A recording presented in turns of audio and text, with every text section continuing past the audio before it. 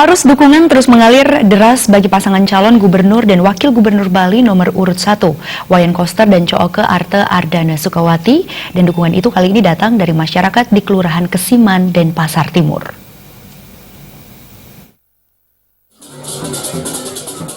Bertempat di Balai Banjar Kebon Kuri, Luk-Luk, Kelurahan Kesiman, ratusan warga menyambut kehadiran Cagup Bali nomor urut 1 Wayan Koster yang didampingi tim pemenangan KBS Aceh Kota Denpasar. Tokoh masyarakat Kelurahan Kesiman, Iwayan Jelantik menyatakan terima kasih atas kehadiran Cagup KBS memenuhi undangan warga.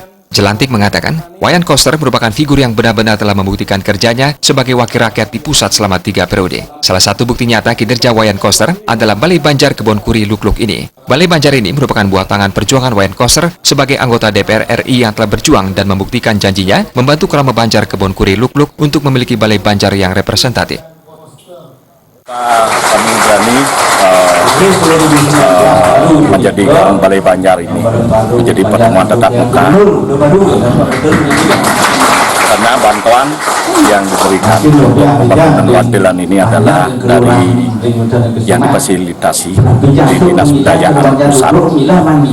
Fasilitasnya Pak Koster, artinya yang memberikan kami jalan itu yang pertama, dan komitmen kami kepada warga masyarakat khususnya di Banjar Kebon Kuri Luk-Luk ini adalah sudah berkomitmen mutlak akan mendukung Pak Wayan menjadi Gubernur Bali periode 2018-2023. Itu sudah pasti mutlak.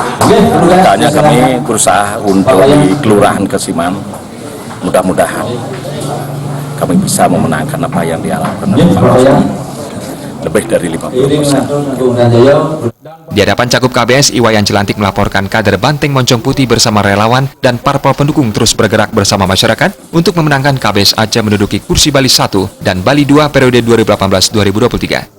Jelantik mengaku sangat optimis KBS Aceh akan menang di Kelurahan Kesiman dan Bali secara keseluruhan karena melihat kesolidan dan kekompakan PD Perjuangan di seluruh Bali. Sementara itu, Cagup Bali Wayan Koster menyampaikan terima kasih sudah diundang dalam tatap muka ini, sekaligus dukungan masyarakat Kelurahan Kesiman kepada KBS Aceh. Dengan menerapkan konsep satu pola, satu pulau, dan satu tata, harus disebut dulu One Island, One Management, tidak lama lagi and One Plan. Membangun Bali secara keseluruhan, komprehensif, holistik,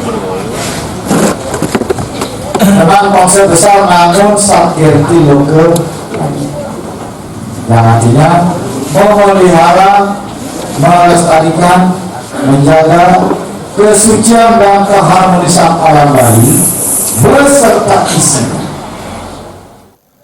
Bukti ketulusan warga mendukung KBS Aceh ditunjukkan saat salam satu jalur menggema dengan kompak di Balai Banjar Kebon Kuri Luk-Luk ini.